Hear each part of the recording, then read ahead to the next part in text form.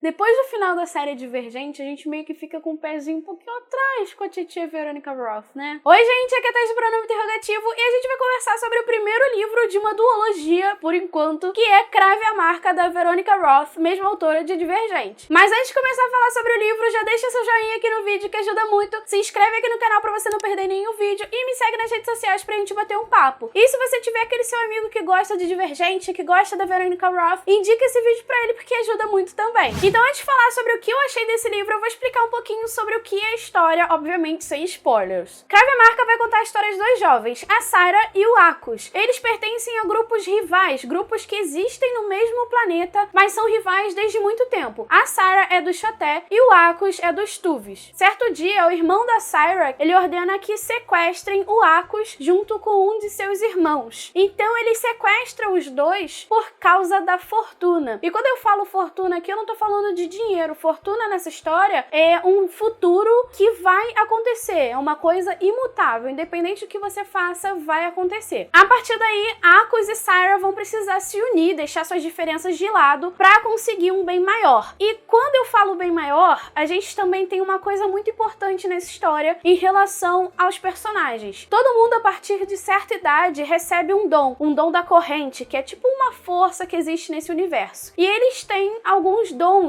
muito importantes, muito interessantes, digamos assim. Eu acho que é quase inevitável a gente procurar alguma semelhança entre Divergente e Crave a Marca. E uma coisa que eu fiquei muito feliz é que a construção desse universo é muito diferente. Em Divergente, a gente encontra uma Chicago distópica. Aqui em Crave a Marca, a gente não vê nem sinal da Terra. A gente vê planetas, a gente vê o universo, a gente vê a questão da corrente ali, que é uma coisa que rege esse universo, essa história. Em Divergente, a gente também encontra povos ali que tem um soberano, que tem a detenção do poder e tudo mais. A mesma coisa a gente vai ver aqui, principalmente nesses grupos rivais, que tem uma pessoa que manda, outras pessoas estão abaixo dele e tudo mais. Na questão do Divergente, a gente vê as facções e aqui a gente vai ver os dons da corrente, que são habilidades, como eu disse, que as pessoas adquirem a partir de certa idade. Duas coisas que eu gostei de ver muito nesse livro em relação à história foi a questão da fortuna e dos dons da corrente. A fortuna, como eu disse, o Akos e um dos irmãos é sequestrado porque eles sabem da sua fortuna, eles sabem o que vai realmente acontecer ali, que não pode ser mudado. E essa questão da fortuna nem todo mundo tem, os oráculos apresentam isso para algumas pessoas, essa fortuna são para poucos. Já os dons da corrente são para todas as pessoas. E uma coisa muito interessante sobre os dons da corrente é que as pessoas veem principalmente como uma coisa religiosa, uma coisa que existe, é como se fosse a força de Star Wars, sabe? É uma coisa que existe, que você consegue manipular de certa forma, e também as pessoas conseguem enxergar a corrente como algo tecnológico, algo científico, algo que eles conseguem utilizar para movimentar coisas físicas, sabe? Coisas materiais, coisas que eles criam. Uma outra coisa muito legal em relação aos dons da corrente é que tem uma variedade gigantesca. Em relação ao livro, todas as pessoas que iam aparecendo, você não via nada parecido com um do outro, era totalmente diferente, sabe? E eu fiquei muito encantada com isso, a questão de ter uma criatividade, uma variedade muito grande de habilidades para você manusear essa corrente. Algo muito legal que você também vai ver nesse livro, além ali dos planetas, da corrente, da ficção científica, é que a gente vê uma questão política muito forte. Além, é claro, né, de segredos de família, um negócio que tá sempre presente quando a gente fala de política, nos livrinhos principalmente. Uma coisa que eu gostei muito sobre os personagens é que a gente vê que eles são muito cientes das coisas que estão acontecendo, das escolhas deles. Eles têm basicamente livre-arbítrio. A autora meio que deu livre-arbítrio para eles escolherem coisas ruins ou boas, independente do caminho que eles vão tomar, eles estão cientes do que pode acontecer. Mas assim, o universo desse livro é muito bem construído, a gente tem os planetas, a gente tem a Assembleia, a gente tem os oráculos, a gente tem resposta para muitas coisas do universo da história, o que acabou deixando algumas coisas dos personagens de lado. Por exemplo, eu não me apeguei muito ao Akos e nem a Sarah, eu não consegui me apegar a eles. A gente acaba entendendo os sentimentos deles, as emoções deles, muito pro final do livro, o que faz com que você acaba não se apegando tanto aos personagens. Você vai entender o que eles estão pensando, o que eles estão sentindo muito pro final, o que não me fez, sabe, me afeiçoar, me apegar mesmo ao personagem. Isso me incomodou um pouco. Um ponto que me incomodou bastante, eu não sei se vai ser polêmica, se eu tô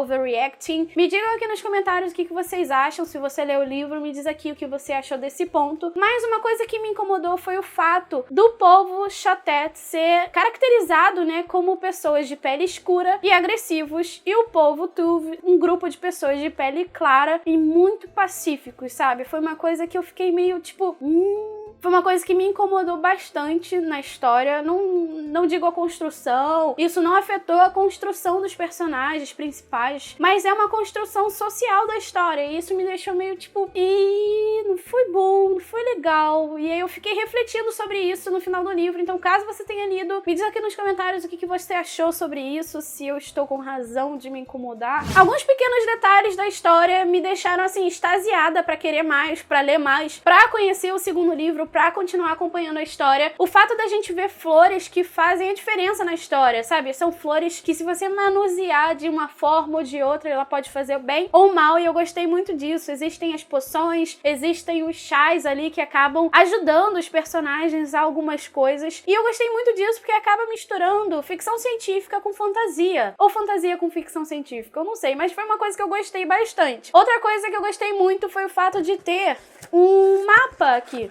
Não sei se vai dar pra vocês verem, mas tem um mapa com todos os planetas. A gente vê a questão da Assembleia, a borda ou a divisão, como alguns chamam. E no final do livro também tem uma coisa muito legal, que é o guia de pronúncia. Pois é, gente, eu fiquei na dúvida com muitos nomes aqui. Aí eu fui lá no final pra ver se tinha um glossário, de repente, e encontrei essa maravilha, o guia de pronúncia. Aí a gente sabe que Acus é Acus, Syra é Syra, e muitas outras coisas aqui que se escrevem de uma forma muito esquisita. Mas ainda bem que tem um glossário e um guia de pronúncia, não é mesmo? Eu acho que Creve a Marca tem alguns pontos parecidos ou próximos, eu não sei, de outras histórias, como Jogos Vorazes, Divergente, Star Wars, Estilhaça-me, A Rainha Vermelha, mas ainda assim a Veronica Roth criou uma história única e diferente do que a gente já viu por aí. Mas sim, eu gostei muito da história, eu acho que quem é fã da Veronica Roth vale a pena ler esse livro, mas quem também não gostou de Divergente, vale a pena ler, porque é uma história muito diferente do que ela criou. Na verdade, ela tá com uma escrita muito diferente, uma construção de história muito diferente do que a gente viu em Divergente. Eu acho que ela conseguiu evoluir bastante. Então, se você é fã, se você não é fã, recomendo também para pessoas que gostam de histórias que misturem diferentes elementos, como a gente vê, a questão da corrente, a questão tecnológica, a questão da fantasia. Esse é um livro que mistura coisas diferentes, sim. E principalmente para quem tá curioso para ler essa história, simplesmente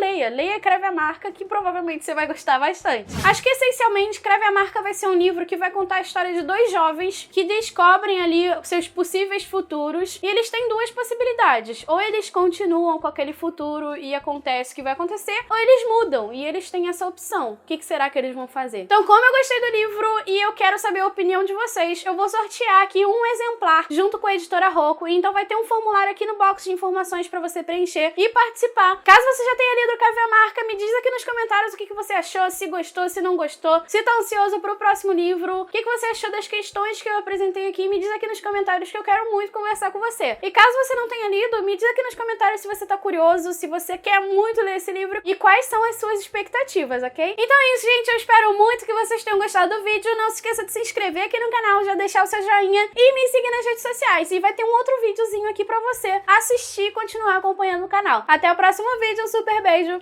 e tchau, tchau!